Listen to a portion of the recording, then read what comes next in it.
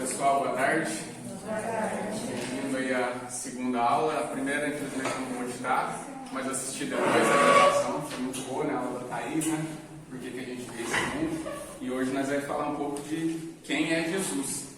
Aí, antes de começar, vamos só fazer uma oração para que Deus possa conduzir essa aula. No Pai, Filho e Espírito Santo. Amém. Vinde, Espírito Santo, encher os corações dos vossos fiéis e acendei de fogo o vosso amor. Enviai o vosso Espírito, e tudo será criado, e renovareis a face da terra. Oremos. Deus, instruí os corações dos vossos fiéis, à luz do Espírito Santo. Fazei que apreciemos certamente todas as coisas, segundo o mesmo Espírito, e gozemos sempre da sua consolação. Por Cristo sempre nós. Amém. Do Pai, Filho e Espírito Santo. Amém. Então, diante daquilo que já foi falado na primeira aula, né, que a Thaís trouxe, da gente, para que a gente veio nesse mundo, né? Que missão que foi essa que Deus deu? O que Ele quer de nós? Aí hoje, a gente continuando, quem é Jesus? Né? Jesus que foi um que realmente fez aquilo que era para Ele ter feito, aquele que cumpriu, aquele que nos deu o exemplo, para que a gente possa, como a Thaís diz, não ser aquele pão, né, no micro-ondas, né? A gente ser aquilo que nós devemos ser. E eu quero começar com um parágrafo do Catecismo. O acontecimento único e absolutamente singular da encarnação do Filho de Deus não significa que Jesus Cristo seja em parte Deus ou em parte homem, nem o resultado de uma mistura confusa do divino com o humano. Ele fez-se verdadeiro homem, permanecendo verdadeiro Deus. Jesus Cristo é verdadeiro Deus e verdadeiro homem. Esta verdade da fé teve a Igreja de defender e clarificar no decurso dos primeiros séculos, perante heresias que a falsificavam. Esse é o Catecismo no parágrafo 464. Sim, esse daqui. Jesus, né? Quem é Jesus? Essa pergunta, hoje em dia, né?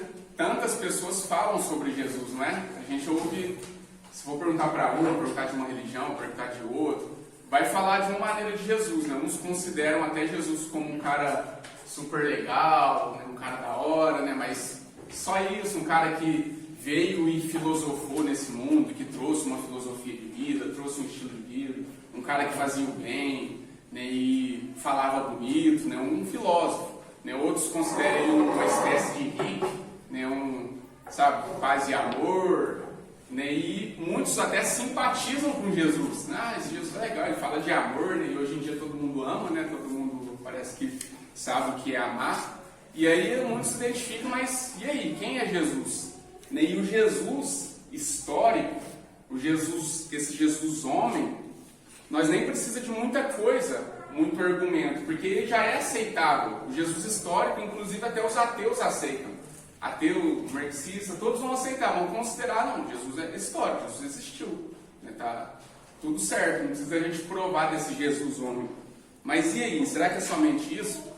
Eu até coloquei, né, no resuminho aí, isso, a gente como cristão, como católico, né, por essas e outras, por tanta gente falando de Jesus, a gente precisa saber verdadeiramente buscar quem é esse Jesus, quem é ele. E esse resumo que era para ser resumo, né, mas ficou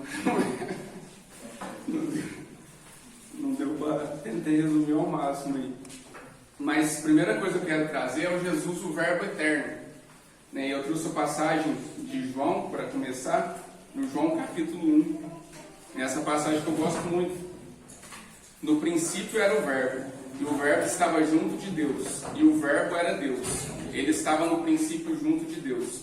Tudo foi feito por ele, e sem ele nada foi feito.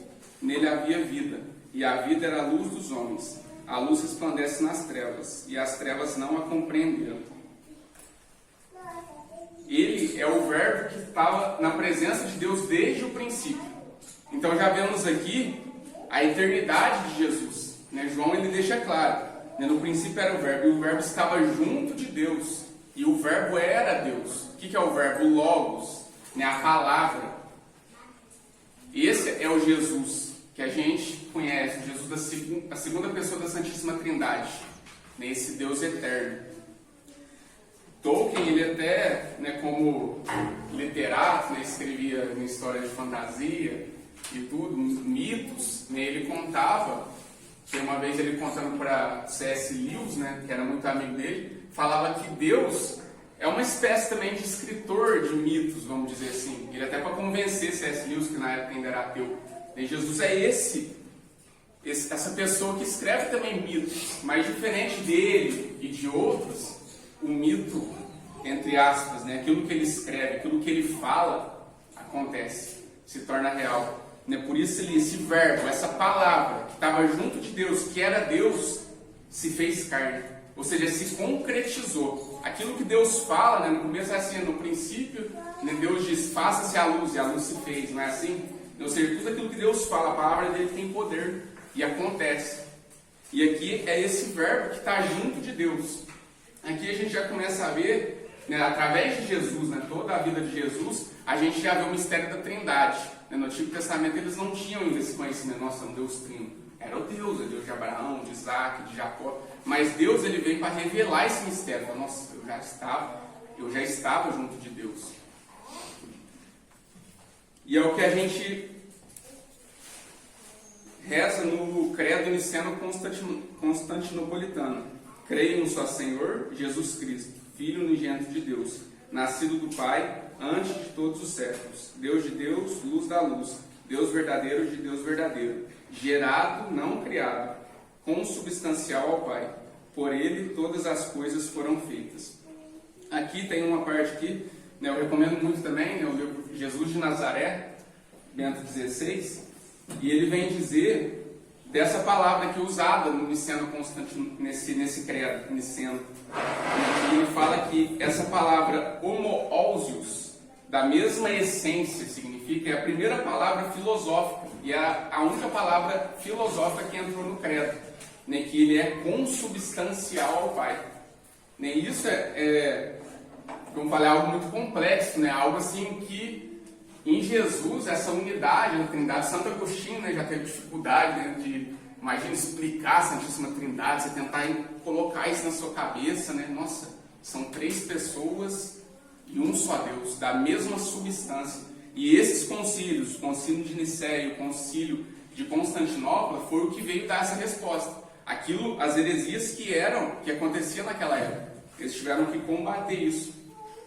E aí por isso que ficou claro, e aqui o Papa Bento diz: se as testemunhas nos anunciaram que Jesus é o Filho, então isso não é entendido em sentido mitológico, nem em sentido político. As duas interpretações que se ofereciam a partir do contexto no tempo. Ele deve ser entendido de um modo totalmente literal. Sim, no próprio Deus há o eterno diálogo do Pai e do Filho. Os dois no Espírito Santo são realmente um só e o mesmo Deus. Aqui eu já vou passar para a parte do Filho do Homem. Mas o que eu quis trazer nesse começo é para ficar claro que Jesus é desde toda a eternidade. Jesus não é, depois eu vou explicar mais sobre isso, a segunda pessoa da Trindade, mas ele não é a partir dali da concepção. Ali, a partir da concepção, existe sim, começa a natureza humana de Jesus, mas a pessoa de Jesus já é uma pessoa eterna. A pessoa de Jesus já estava diante de Deus Pai, já estava diante de Deus Espírito Santo. E aí, vemos também na palavra, muitas vezes, a expressão Filho do Homem. Né? Quantas vezes a gente ouve isso, né, no Evangelho? Filho do Homem. Só no Evangelho de São Marcos acontece 14 vezes da boca de Jesus essa expressão. E aí eu coloquei só algumas aqui, né? De Marcos 2, 28. E para dizer tudo, o Filho do Homem é Senhor também do sábado. E a outra palavra: ora, para que conheçais o poder concedido ao Filho do Homem sobre a terra, ele disse ao paralítico: eu te ordeno, levanta-te, toma o teu leito e vai para casa. Essas são duas palavras que são muito importantes. Eu destaquei elas, né, vocês sabem, são muitas. Mas uma dessas ocasiões que Jesus falou é quando eles estavam discutindo sobre o sábado. E Jesus, ele veio para mostrar que ele é essa autoridade. Aquilo que os judeus seguiam, né, de guardar o sábado. E aí Jesus vinha, mas por que seus discípulos estão fazendo isso aí no sábado? Por que você cura no sábado? E ele fala, vocês vão ver que o Filho do Homem também é Senhor do sábado. Ou seja, ele dá ali toda a autoridade dele, a autoridade que é digna de um ser divino. Não é apenas um homem ali, eu sou mais um profeta. Não, ele falava não como os escribas, né, mas como quem tem autoridade. E aqui, que é que os fariseus ficam escandalizados, é aquela ocasião que ele perdoa os pecados, né? Eu perdoo seus pecados. Como pode? De novo ele provando a autoridade dele, que ele é Deus, ele é o verdadeiro Filho de Deus. Eu perdoo seus pecados. E para mostrar que o Filho do Homem tem poder sobre a terra de perdoar pecados, levanta-te, toma o teu leito e anda. Porque Jesus já tinha feito o maior milagre ali, né, que era perdoar os pecados. Né, que esse era o problema, a raiz dessa paralisia, talvez. Mas ali ele teve que fazer algo, tipo, não, vamos ver ele levantando então, algo, sabe, material ali, para provar aquilo que ele já tinha feito, que era o maior milagre. E nisso ele mostrou toda essa autoridade. E aí, mais uma vez, Bento XVI vai falar sobre esse Filho do Homem. O que quer dizer isso, Filho do Homem? A expressão Filho do Homem, com o qual Jesus ocultava o seu mistério e ao mesmo tempo o tornava acessível, era nova e surpreendente. Não era nenhum título corrente de esperança messiânica. Ele se insere perfeitamente no modo de pregação de Jesus, que fala em enigmas e palavras, e dessa forma procura se introduzir no que está escondido, que só no segmento é que pode abrir-se realmente. A expressão Filho do Homem significa, no uso linguístico, tanto em hebraico como em aramaico, muito simplesmente homem. Ou seja, ao mesmo tempo que ela é consubstancial ao Pai, ele também é consubstancial ao homem, à humanidade. Ele é também esse ser humano. Ele tem uma alma humana. A partir do momento que ele foi concebido para a Virgem Maria, ele veio humano por completo. Entende? E muitas vezes, é até uma heresia também, que é a heresia do kenosismo, que pega da kenosis, que é aquele esvaziar, aquela palavra bem conhecida também do Filipenses 2. Ele esvaziou de si mesmo, né? Desprezou toda a condição divina e se fez homem. E aí o extremo disso é o quê? Ele se esvaziou totalmente do ser divino. E aí já é errado também. Entende a sabedoria da igreja de defender quem que era esse Jesus? Né? Por isso que esse parágrafo do catecismo vai seguir toda a aula, que ele é verdadeiro Deus e verdadeiro homem. Ele não é somente ensinar, então ele desconsiderou toda a condição divina e ele é só homem. Não. Então ele é só divino. Eu vou falar de umas heresias aqui que consideram isso também. Mas a igreja sempre fala, não, chegou à conclusão, ele é verdadeiro Deus e verdadeiro homem, por isso Filho do Homem. Né? E quem que é essa humanidade, esse ser humano que trouxe essa vida humana de Jesus? A Virgem Maria. Né? E quando a gente considera Maria, mãe de Deus, né, tem gente até arrepia, né, dependendo da religião, mas não é porque ela concebeu Deus, ela concebeu a natureza humana de Jesus, mas não a pessoa, essa pessoa divina, segunda pessoa da Santíssima Trindade. Isso também eu vou explicar mais para frente. E aí eu quero falar um pouco disso então, desse Filho de Deus, né, e essa passagem que é fantástica, né? Com efeito, de tal modo Deus amou o mundo que deu seu Filho único, para que todo que nele crer não pereça, mas tenha vida eterna. Pois Deus não enviou o Filho ao mundo para condená-lo, mas para que o mundo seja salvo por ele. Quem nele crê não é condenado, mas quem não crê já está condenado, porque não crê no nome do Filho único de Deus. Então, mais uma vez aqui, é o Filho único de Deus. Nós somos filhos de Deus, né? Só que nós somos filhos no Filho, né? Através da graça do Espírito Santo, que faz a gente clamar Abba, Pai. Ou seja, a gente foi adotado, né? A gente, como criatura de Deus, através do batismo, nós somos adotados em Jesus. Então, nós nos tornamos filhos, né? F minúsculo, no Filho, né? O Filho único de Deus, o Filho unigênito. E o próprio Deus, isso é tão claro que o próprio Deus se manifesta em duas ocasiões, né? A ocasião do batismo, eis meu Filho amado em quem põe a minha afeição, e da transfiguração, inclusive o evangelho de hoje, né? O que eu sei que é de São Mateus, só que é hoje de São Marcos, mas é a mesma ocasião ali, da transfiguração. Eis o meu Filho amado, em quem pus toda a minha afeição, ouvi-o. E aqui na transfiguração é interessante também nessa passagem, porque Jesus ele tem um encontro ali com Elias e Moisés, né? Ou seja, esses dois representando o Antigo Testamento, né? Elias, os profetas, e Moisés, a lei. E é como se eles passassem o cajado ali, passassem o bastão para Jesus, né? Falando, agora o Senhor é a nova lei, o Senhor é a nova profecia, o Senhor é a nova palavra. Nem isso que acontece ali na transfiguração, né? Sabe? Olha que mistério, o que será que eles conversavam ali, né? E imagina você experienciar isso. Pedro não queria nem descer, né? Pedro estava lá, Senhor, que nós vamos fazer uma tenda, um para ti. Imagina a experiência deles lá. E ali estava acontecendo isso, essa passagem do antigo para o novo. Agora Jesus ele é a nova lei, ele veio para aperfeiçoar a lei. Ele foi aquele que colocou em prática a lei em toda a sua totalidade. E ele é esse profeta, não só o profeta, ele é a própria palavra, o próprio verbo. É o que acontece na transfiguração. E sobre essa identidade de Jesus, né, já naquela época, hoje também, né, eu estava falando, que muita gente falando de Jesus, mas já naquela época, né, Jesus pergunta, e aí? Imagina ele sentado lá com os discípulos, e aí, o que o povo está dizendo aí? Quem que eles dizem que eu sou? Ah, uns dizem que é João Batista, né, outros dizem que é Elias, ou um dos profetas. E vós, quem dizeis que eu sou? E Pedro ali, pela ação do Espírito Santo, tu és o Cristo, o Filho do Deus vivo. E Jesus fica tão feliz com isso, ele se exulta, né? Ele se exulta de felicidade, fala, nossa, feliz és, irmão, pois não é a carne nem o sangue que te disse isso, que te revelou isso, mas o próprio Pai que está no céu. Ou seja, foi uma revelação isso. Por isso que Jesus, quando ele se encarna, Jesus ele veio, né, como ele diz, eu e o Pai somos um, quem me viu, viu o Pai, ele veio para revelar. Ele veio para, vamos dizer assim, concretizar toda a revelação, se concretiza nele. Ele veio para revelar o Pai, para mostrar a face do Pai. E aí, como era por revelação, Simão, né, Pedro, ali o nosso primeiro Papa, né, aquele primeiro a liderar a igreja ali, e Jesus já via nele essa liderança, movido pelo Espírito, tu és o Cristo, Filho do Deus vivo.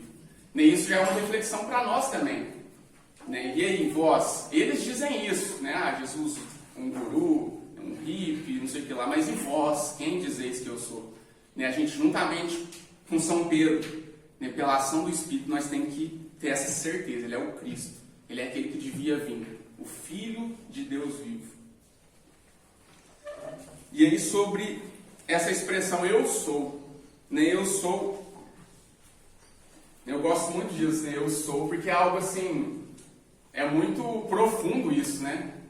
Moisés, né, vocês sabem dessa passagem, quando vê Deus na sarça ardente, né, ele pede para ir anunciar ao povo, né, que ele vai libertar, e Moisés pergunta, mas e o que eu falo para eles? Quem é o Senhor? Qual que é o seu nome? Aí ele fala, eu sou aquele que sou. Olha só, e essa palavra é um presente, né? É um presente eterno, né? Não é tipo, eu fui, eu vou ser. Não, eu sou e basta. A eternidade de Deus. E aí, nós vemos Jesus falando aos fariseus, né, eles ali no outro debate ali, e esse fariseu ficou doido mesmo. Ele fala, em verdade vos digo, antes que Abraão fosse, eu sou. Jesus revela aqui mais uma vez a sua divindade. Antes que Abraão fosse, eu sou. Imagina Abraão, viu 1800 anos antes de Jesus. Mas antes dele eu já era. Abraão viu o meu dia. Aí ele disse, mas o senhor não tem mais de 50 anos, como assim antes Abraão te viu? E aí aqui nós vemos claramente que ele é esse que é sim consubstancial ao Pai. Ele é junto com o Pai. Ele e o Pai realmente são um. Ele usou de novo essa expressão. E aí que eu coloquei isso aqui bem resumido, né, se fosse para falar de todos esse bem. Mas ele diz também, eu sou o pão da vida, eu sou a luz do mundo, eu sou a porta, eu sou o bom pastor, eu sou a ressurreição e a vida, eu sou o caminho, a verdade e a vida, eu sou a verdadeira videira. Diante disso, não tem como a gente chegar a duas conclusões. Eu sempre falo isso, né? Ou você conclui que Jesus era um louco, não tem como eu ver o que Jesus falou, igual tem muita gente que é assim, eu até conheço muita gente que é assim, que admira o Evangelho, acha muito legal, Jesus é isso. Mas se eu não considero Jesus um Deus, que ele é a segunda pessoa da Trindade, Filho único de Deus, ele é um louco. Não existe isso ele falar que ele era um sábio. Não, ele é um sábio, ele é mais um mestre que passou nessa terra, mais um profeta. E colocar ele na fila de Gandhi, de Buda, não tem como. O que ele falou, ou ele é louco, eu sou o pão da vida. Quem não comer da minha carne, não beber o meu sangue, não terá a vida eterna. Pensa que loucura é isso? Eu sou a ressurreição e a vida. Que mais? Eu sou a luz do mundo. Aí, desconsiderando que ele era louco, a outra opção é, então, tudo que ele disse é verdade. Então, ele é verdadeiramente Deus. Ele é esse grande eu sou. Ele veio revelar o Pai. E sobre as profecias, né, diante de tudo isso, a gente já vai entendendo que toda a palavra, Jesus é o centro. O Evangelho é o centro da Bíblia, né? Tudo está voltado para ele. Tanto é que um dos tipos de estudo do Antigo Testamento é você pegar uma tipologia cristológica, você pegar tudo e voltar para Jesus, que é esse centro. E são inúmeras as profecias que falavam desse homem. Inúmeras. Vocês estão vendo aí no resumo aí? Quantas que eu coloquei? Umas 6 ou 7? Mas porque se for colocar todas, é praticamente a Bíblia inteira.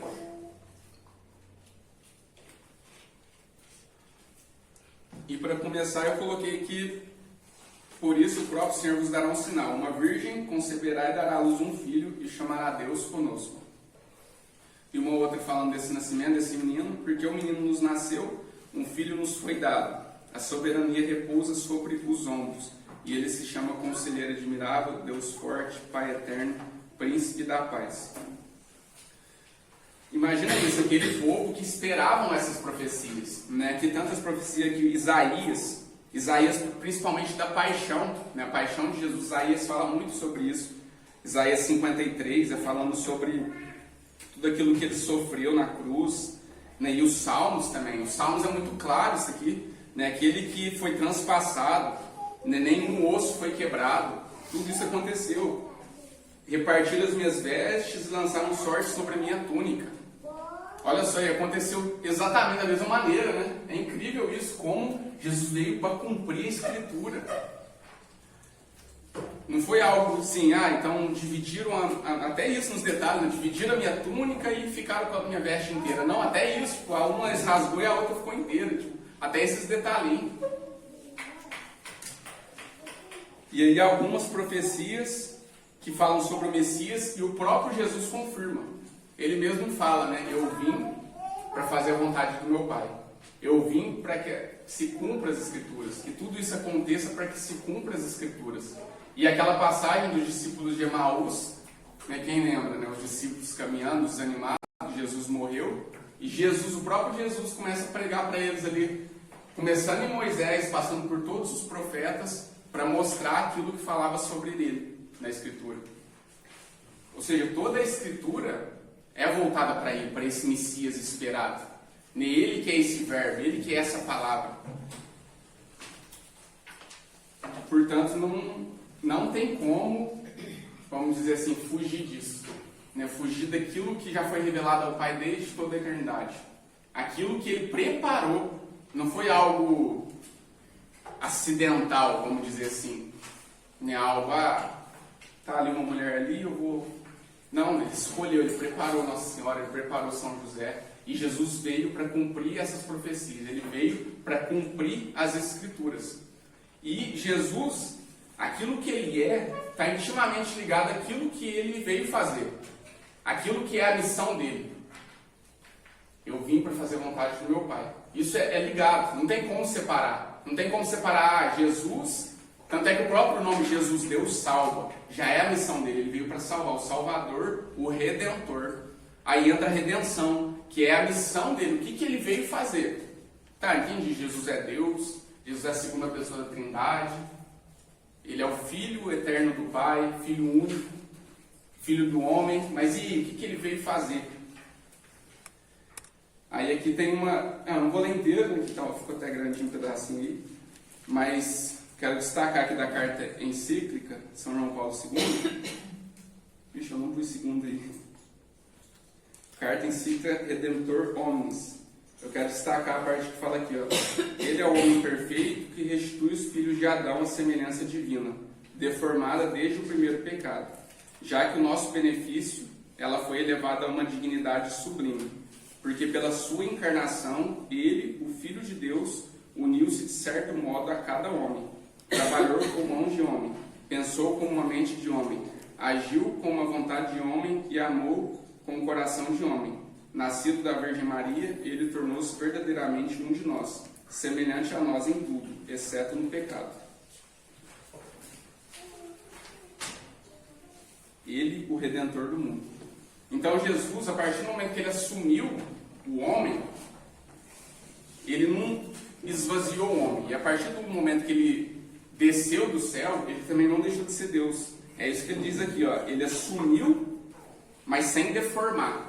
Ele não deformou em nada. Não existe isso de, a partir do momento que Deus veio e ele submeteu o homem, ele deformou o homem. Não. É o que a gente vai entender aqui da união de Jesus ser uma pessoa e duas naturezas. E aí por que aconteceu isso? Por que ele precisava disso? De vir aqui, nos trazer a verdade, pregar a verdade, revelar tudo isso. E já não bastava? Precisava dele morrer? Precisava dele dar a vida, precisava dele ir até o fim, morrer uma morte tão horrível igual foi. Mas a gente vai entender isso olhando um pouco para o Antigo Testamento, dos sacrifícios que eles faziam, né? Os sacrifícios que os sacerdotes faziam, os sacerdotes do Antigo Testamento.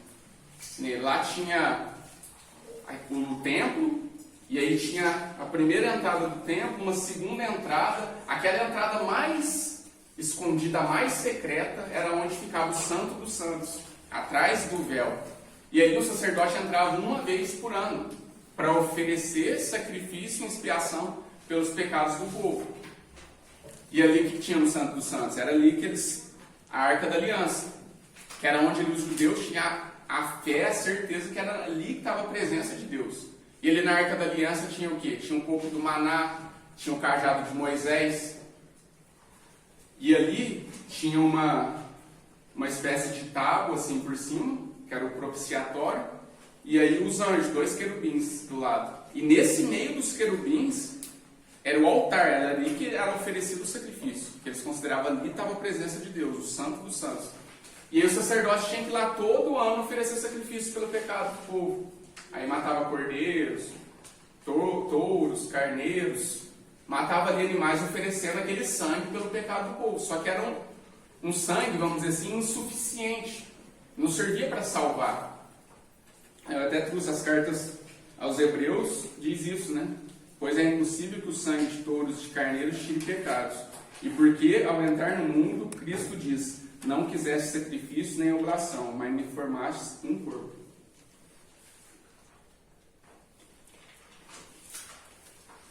Era insuficiente esse sangue dos animais, porque todo ano o sacerdote tinha que ir lá e renovar o sacrifício. E aí Jesus, nessa passagem já diz: não quiseste sacrifício nem oblação, mas me formastes um corpo. Eu não coloquei aqui, mas na sequência diz, cita o Salmo: e por isso eu disse, eis que venho para fazer a tua vontade. E Jesus fala: não quero sacrifício, não quero misericórdia. Esses sacrifícios são suficientes. Além de ser insuficiente, eles ainda ofereciam sacrifícios agradáveis a Deus, animais que estavam doentes. Era insuficiente. E Jesus veio para ser esse sacrifício, para ser esse sacerdote. Abraão passou por uma prova. Quem lembra aí da prova que ele passou no seu filho Isaac? Imagina isso. Depois de muito tempo, Abraão consegue ter um filho. Ele não podia ter filho, Sara não podia, e aí Deus prometeu um filho para ele. E aí de repente veio o filho da promessa. E aí Deus fala: ó, te peço, Abraão, vai matar seu filho, você vai matar seu filho em prova da sua fidelidade. Você vai oferecer ele, subir o monte. E aí ali ele vai, né, pega as madeiras, ali a lenha, pega tudo ali, o fogo, e começa a subir a montanha, né? Para oferecer o sacrifício dele, o único filho dele, o Isaac. E aí ali, chegando lá, né, já subindo Isaac já estranha ali, né? O que está acontecendo? E Deus vai e impede ele. Deus impede Abraão de matar seu filho. É como se ele dissesse: não precisa, Abraão. Não precisa de você matar seu filho. Eu mesmo vou dar o meu filho em oferta pelos pecados do povo.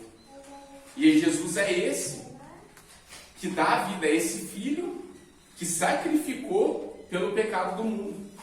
Só que aí o sangue de Jesus é o sangue perfeito. Ele é a vítima perfeita. Ele é aquele que não tinha pecado. É aquele imaculado. E aí Isaac pergunta, né? Mas cadê o cordeiro? E eu vejo muito isso, né? Como se essa pergunta tivesse percorrido esses milhares de anos, e o próprio São João Batista no Novo Testamento diz, né? Eis o Cordeiro de Deus. Ou seja, ele é esse cordeiro, é essa vítima. E ele, ao mesmo tempo que é vítima, ele é sacerdote. Ele é o altar. Jesus, ele é completo, é o sacrifício perfeito, que foi dado de uma vez por todas. E aí a pergunta é, mas por que? Beleza, ele é Deus, e ele deu a vida por nós, o sangue dele é perfeito, ele é o sacrifício perfeito, mas por que isso gera redenção? Por que isso gera em nós essa ressurreição, gera vida? Por que isso nos livra do pecado? E aí está em algo que eu até gosto muito, né, de falar dessa, que é a união hipostática. Quem é aluno aí do Padre Paulo Ricardo está mais familiarizado com essa palavra, união hipostática. Mas o que é a união hipostática? É Jesus que ele é uma pessoa em duas naturezas. Eu já falei um pouco disso. A natureza divina e a natureza humana. Só que numa pessoa. E isso é tão difícil até mesmo de entender e de explicar, porque é algo que não tem comparação. A união hipostática foi algo, vamos dizer assim, exclusivo. A gente olha para a criação, né, tudo a gente pode comparar, né? De repente um animal, né, aí tem o reino vegetal, o reino mineral, tudo ali, vamos dizer assim, que Deus já criou desde o início, e existe comparação. Né? Um animal, a gente se comparar com outro animal, um ser humano com outro ser humano, existem características semelhantes. Mas a união hipostática, isso de ter duas naturezas em uma pessoa, isso foi exclusivo, isso foi só em Jesus que aconteceu. Né? A natureza divina e a natureza humana, mas uma pessoa, por isso que é isso, uma hipóstase, que é a pessoa, por isso que é a união hipostática. E aí Jesus, por isso que é o Theotokos, Maria, mãe de Deus, porque ela é a mãe da natureza humana de Jesus, não é? Só que você falar que não, ela é mãe, igual os protestantes vão falar, não, mas ela é mãe, mas Jesus homem, então você está dividindo Jesus. É isso que a igreja defendeu, é isso que ela combateu nas heresias. Até ela citei uma heresia aqui, que é a do arianismo, né? A do arianismo que considerava que Jesus era apenas homem. Que Jesus era apenas homem e não tinha essa realidade divina. No máximo era como se fosse uma união com Deus, da mesma maneira que os santos tiveram. Os santos tiveram união com Deus, né? A gente procura ter união com Deus, né? A gente quer, para isso, né? Uma das nossas missões é essa, pode ser santo, o negócio é ter o santo de altar. A gente busca essa comunhão para isso. Só que a união de Jesus não é essa união, uma simples união como os santos. Então Jesus é um santão, né? Tem os santos, Jesus é um santão. Né? Tipo, ele está lá e tem comunhão com o Pai, mas não, a união dele é muito além disso. Entende?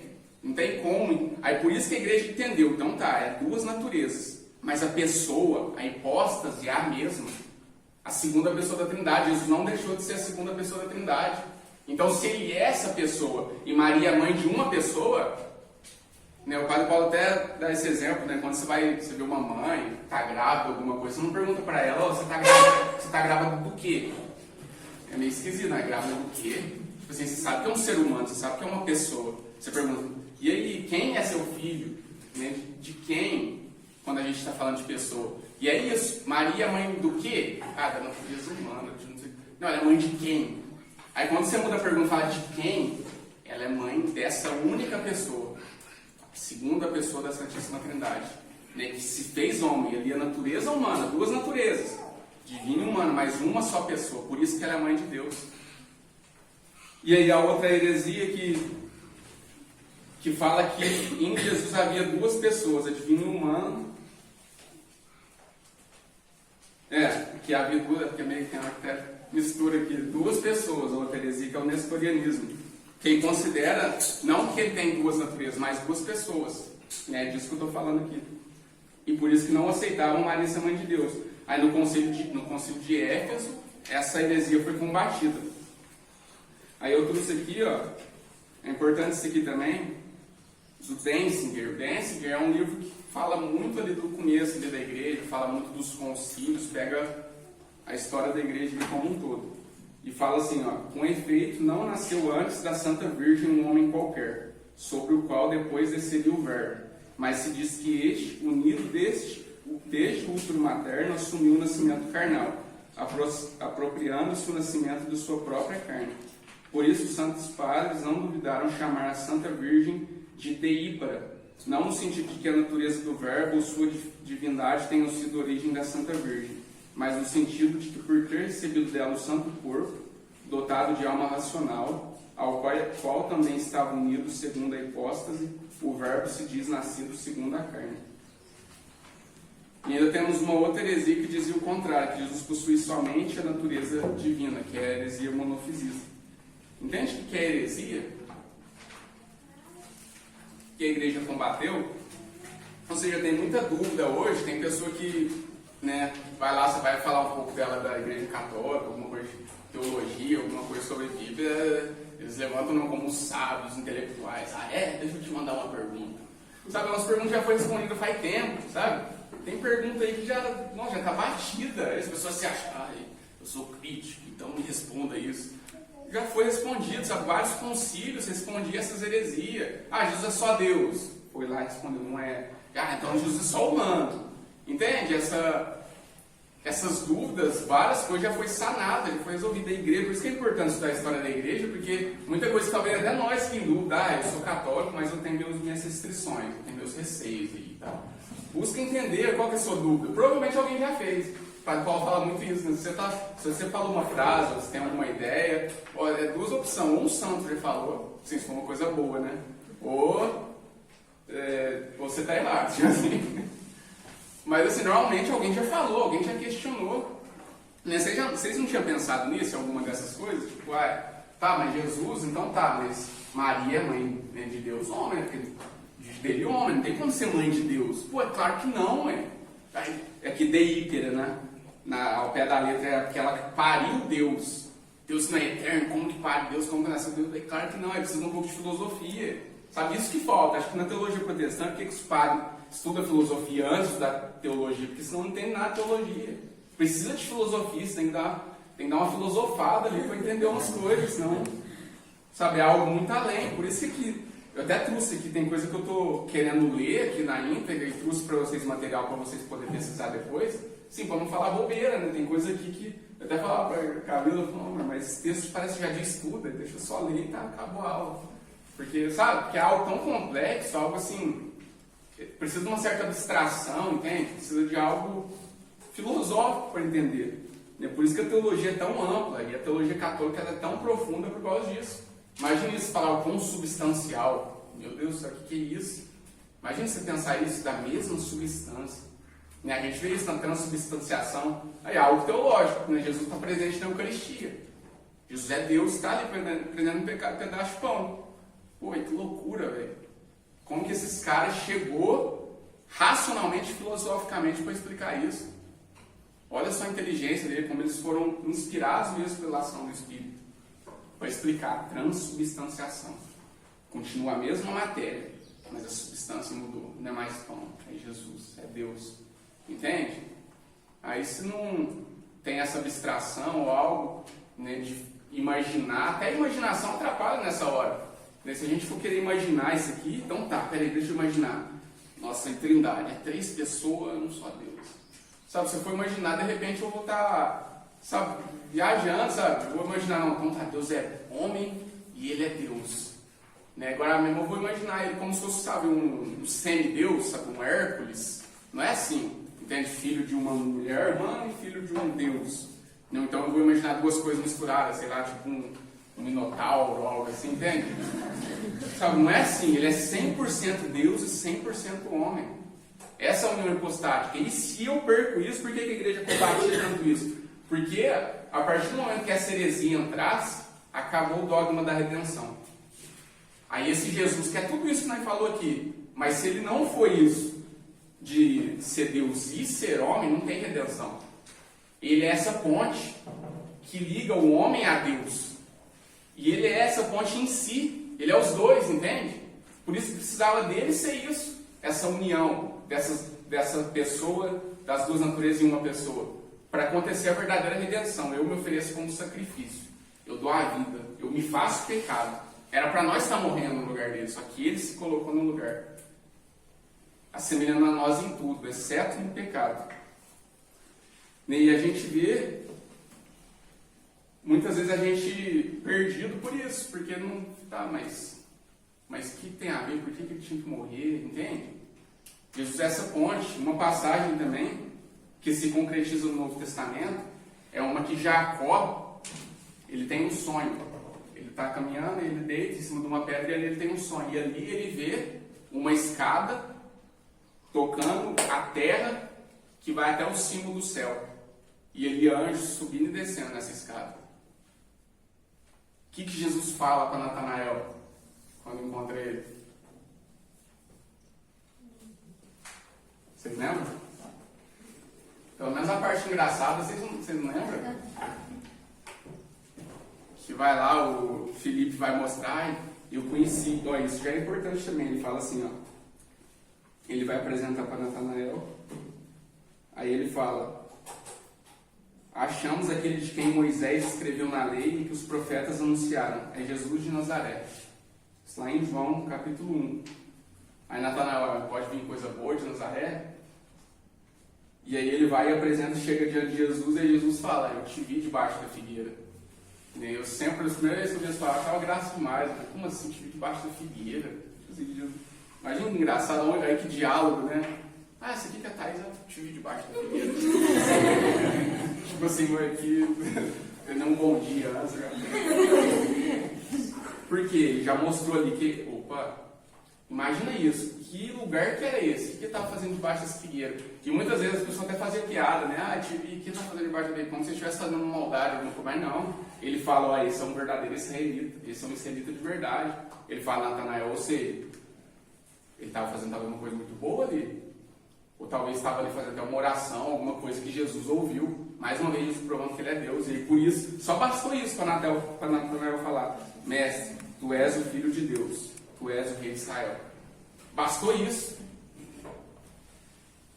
E aí Jesus fala, ué, mas você disse, porque eu te disse que divide debaixo da figueira cresce, verá coisas maiores do que estas. E ajuntou, em verdade vos digo, vereis o céu aberto, e os anjos de Deus subindo e descendo sobre o Filho do Homem. Olha a escada lá de Jacó. Aquele lugar de onde Jacó teve essa visão, ele colocou o nome de Betel, casa de Deus. Olha essa escada aqui, ó. Por que Jesus falou isso? Verás o céu aberto, os anjos de Deus subindo e descendo sobre ele. Porque Jesus é essa escada, é essa ponte, é esse que liga a terra ao céu. É ele que é verdadeiro homem e verdadeiro Deus, ele que nos ligou. Por isso que Timóteo, lá em São Paulo, vai falar a Timóteo, Jesus é o único mediador. E o próprio Jesus fala, ninguém vai ao Pai se não for por mim. Nossa, que prato cheio para argumentar com a intercessão dos santos, hein? Mas por quê? Porque não tem teologia de verdade. Ah, olha lá, ó, é o único mediador, vocês que pedem a intercessão dos santos. Por que ele é o único mediador? Será que deu para entender? Porque ele é Deus e homem. Não teria como ter outra mediação. Não teria como ter uma mediação profunda nesse sentido, de ir lá e morrer e dar a vida por nós. A intercessão dos santos já é outra aula, né? Já é outra história. Mas a intercessão dos santos por quê? Porque os santos estão em comunhão com esse Jesus. Jesus que nos deu a vida para nos redimir do pecado. Por isso que ele é o único mediador. Mas a questão da intercessão, a gente crê que já tem a visão beatífica, já estão diante de Deus, intercede por nós. Porque nós sabemos que é Jesus que faz um milagre, eles intercedem. Mas essa mediação ela é tão profunda, ninguém vai ao Pai se não for por mim, porque ele é essa ponte, ele é esse que uniu. Por isso quando Jesus morre, o que acontece lá? O terremoto, né? sepulcros, tudo se destrói, e uma das coisas que acontece, o véu do templo se rasga. Isso é tão lindo o simbolismo disso, que eu rasguei, o Santo dos Santos está aberto, tem acesso. Eu dei esse acesso, eu abri o céu. Por isso é Ele, é esse que através dele nós vamos ao Pai. Ele é essa ponte, Ele é essa escada que nos leva ao Pai. Esse é o mistério da redenção, o dogma da redenção. Por isso que precisou dele se ofertar em sacrifício. Ele é esse que veio para fazer a vontade do Pai. Ele é que ele cumpriu toda a lei. Porque a lei era pesada de se cumprir, não era? Quantas leis que tinham, quantas regras que tinham os fariseus, ninguém conseguia cumprir plenamente. Se um cumprisse lá, talvez não bastasse, não precisava nem de matar touro, mas não tinha como. Mas ele cumpriu totalmente a lei. Ele veio aperfeiçoar a lei, por isso que o sacrifício dele foi agradável.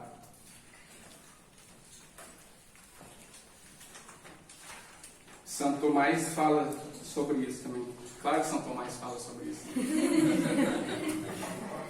Aí ele cita Damasceno e diz que, como diz Damasceno, dissemos encarnada a natureza divina por estar unida pessoalmente à carne, não por ter se convertido na natureza da carne. Semelhantemente, também a carne consideramos deificada, como o mesmo Damasceno diz, não por conversão, mas por união com o Verbo, salvas as suas propriedades, de modo que se entenda ser a carne deificada, por ter se tornado a carne do Verbo de Deus, e não por ter se tornado Deus.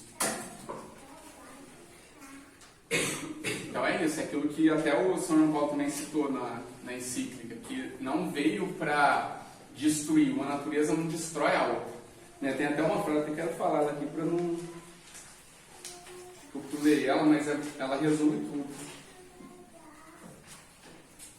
Aqui, ó, um só e mesmo Cristo Senhor, Filho único, que devemos se conhecer em duas naturezas, sem confusão, sem mudanças, sem divisão, sem separação.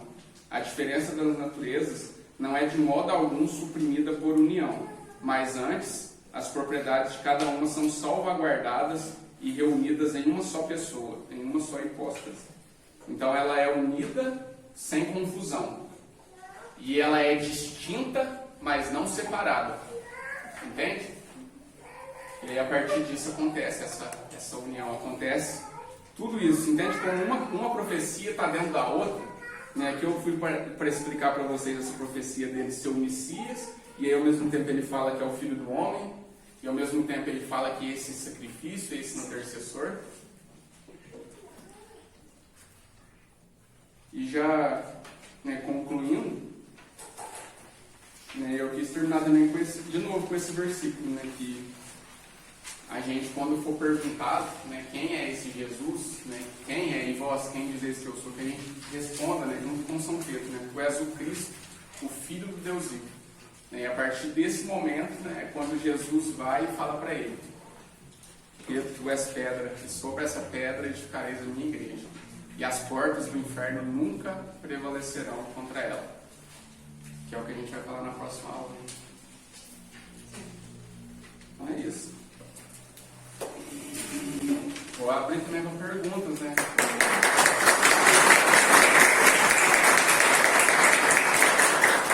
Se eu não souber, eu passo para a Thaís. Deixa eu perguntar uma coisa. Sim. É histórico a questão de se... não sei nem se é uma questão, relativa à pessoa de Jesus em si. É uma curiosidade, no sentido talvez histórico. É histórico oferecer o sangue para a expiação dos pecados? Isso entendeu? Você fala, se tem... A oferta de sangue é uma tradição, é uma questão histórica. De onde vem isso? A gente prega, a gente fez errado, então nós vamos pagar com sangue, entendeu? Isso é histórico, você sabe? Isso a gente veio dos judeus mesmo, dos hebreus. Eles tinham isso. Você pega, por exemplo, o livro de Levítico, lá fala muito dos rituais que eles faziam, E um dos rituais era esse, de oferecer como sacrifício, em expiação. Era como... Até a questão da oferta entra nisso, do dízimo, que eles explicavam. Uma parte é para Deus. A primeira plantação sua, se for lá plantou, a primeira colheita é para Deus. Entende? E aí uma das coisas também era isso. Deus dá é como se fosse a parcela de Deus. Era uma maneira de Deus, vamos dizer assim, pedir algo que é dele, entende? Tipo, ele estava aperfeiçoando ainda, ele não podia chegar chegando. Aí, tipo, ó, guardem o sábado pra mim, entende? Mas aí Jesus veio mostrar, ó, não é guardar o sábado em si, né? Eu posso amar aqui, eu posso, se o irmão precisa de ajuda, não, porque é sábado eu não vou ajudar. Aí a lei era essa, e os sacrifícios também, eles faziam esses sacrifícios, né, como dando a parte de Deus. Não, é que isso é para Deus, eu sacrifico isso aqui, porque querendo ou não, algo custava para eles, vamos dizer assim, materialmente, né, financeiramente. Por isso que muitos profetas vai acusar muitos que davam isso, cordeiro doente, sabe, cordeiro que ia morrer mesmo, ou então um bezerro que ia morrer mesmo, estava doente, perna quebrada, aí era um sacrifício desagradável. Mas realmente, assim, historicamente, a gente vê que eles faziam isso. Até hoje, a gente, tipo assim, tem gente que tem lugares aí, pessoa com umas ideias que faz sacrifício ainda, né, de animal. Tem sacrifício satânico, né? Sim. Tem, né, coisas de sangue e tal, enfim, mas é uma coisa histórica. É uma coisa histórica. Essa tradição Real. deles, dos hebreus.